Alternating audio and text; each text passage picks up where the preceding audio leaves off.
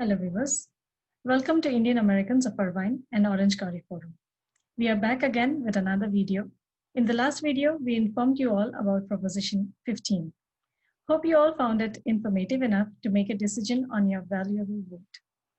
In today's video, we have all details on Proposition 16, which is Repeal Proposition 209 Affirmative Action Amendment 2020. Professor Praveen Sinha, who is founder of this group, has information on Proposition 16. Let's listen to him. Thanks, Anjali. Today we'll be talking about Proposition 16, titled Repeal Proposition 209, Affirmative Action Amendment. It will be on the ballot this coming November. The ballot title is Allow Diversity as a Factor in Public Employment, Education, and Contracting Decisions, and it's a legislative constitutional amendment. A vote of yes means that Proposition 209, that was passed in 1996, will be repealed. A no vote means Prop 209 will be withheld. So let's talk about what is Proposition 209. It states, and I quote, government and public institutions cannot discriminate against or grant preferential treatment to persons on the basis of race, sex, color, ethnicity, or national origin in public employment, public education, and public contracting. Effectively, it amended the California Constitution to prohibit discrimination and preferential treatment, using the original language of the 1965 Civil Rights Bill passed in the US Congress. The impetus behind this proposition were a couple of Supreme Court cases alleging discrimination in college admissions in California. Ward Connerly, a prominent African-American member of the University of California Board of Regents, led the campaign for Proposition 209. It had bipartisan support in the state legislature, as well as from the Governor Pete Wilson. It passed with a margin of about 55 to 45.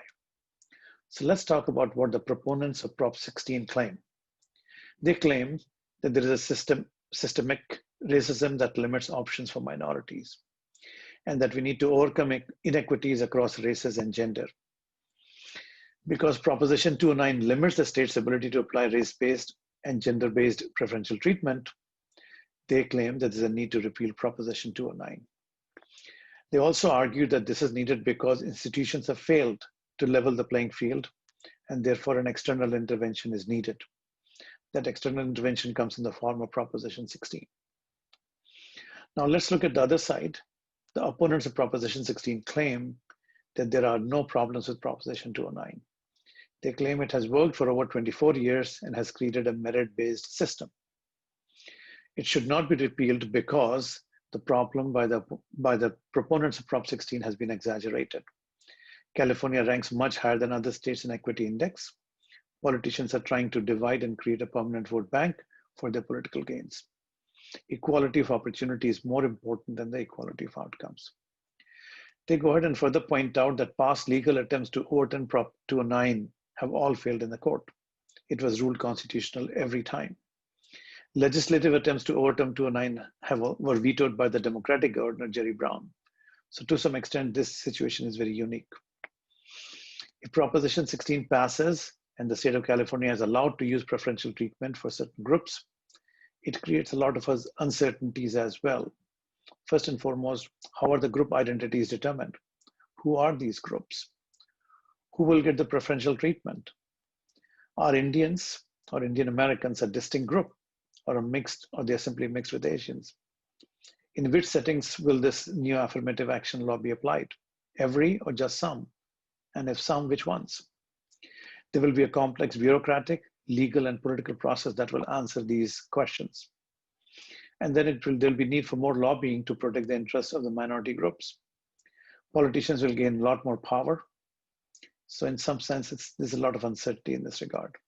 Let's talk about the expected outcomes. What do we expect to come out of this proposition in terms of potentially factors that affect us? Will the workplace, college, and business be more representative of the population? Well, that is the underlying intent, maybe over time, if everything goes as they plan to achieve. Will it adversely affect Indian IT or other firms contracting with the state of California? The answer is, if they are not an underrepresented minority group, it can hurt them. And the key word is underrepresented and not minority. We are a minority, but we have to be underrepresented to get any benefits out of this new proposition. Next, will it adversely affect employment opportunities in the state of California? So if you're going to work for the state, will it help you or hurt you? Well, to some extent, it depends on the area. In academic employment, for sure, it is going to hurt us because Asians are overrepresented and Hispanics and African Americans are underrepresented. So if this goes through, there will definitely be a shift in academic employment. It might help in some areas, such as firefighters, police jobs, where we do not see too many Indians, potentially female business owners as well. Let's talk about the biggest concern that most of the members are talking about, which is college admissions. How will it affect admission decisions for our children? Key thing to keep in mind is that Indians and Asians are overrepresented minorities at all the UCs. Their numbers will definitely be reduced if Proposition 16 passes. So what will that do? It will definitely create a heightened competition for Indian Asian kids. Number admitted to UC will go down significantly, and parents may have to consider alternate options.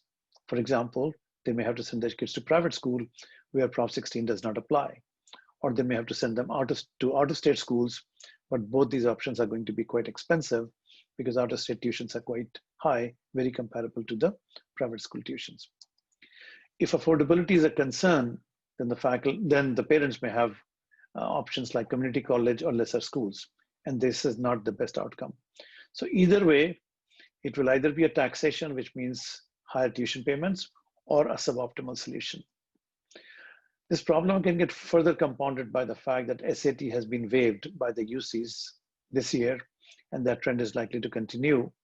The UCs claim to develop their own system of testing, but that may not happen till quite some time. So this SAT waiver makes things even more difficult. If UC Berkeley is a preview of things to come, it does not look very good. In this current year, it saw a 40% increase in underrepresented minority groups admission, and there was a decline in the admission for Asians. So that is a very alarming statistic that we all should pay close attention to. So let me just summarize this proposition. Prop 16 is purely a partisan proposition originating from state legislature that will amend the Constitution. And this will allow the state of California to preferentially treat groups on the basis of their race, gender, etc. Prop 16 will adversely affect the Indian Asian American community in state college admissions, which is primarily UCs and CSUs, because of their overrepresentation. Powerful lobbyists and rich individuals are heavily funding this proposition. Half of the funding for Prop 16 is coming from 2 individuals and just 1 foundation. Serious grassroots efforts will be needed to defeat this particular proposition. Thank you all very much for listening. This video will be available on our Facebook as well as our YouTube channel. Please see the details in the subsequent slide. Thank you very much. Bye. Thank you, Professor Sinha. Viewers, let us know your opinion on this video. If you have any comments or wish to watch our next video, please contact us on email at ia.irvine.oc@gmail.com. We will come up with another video soon.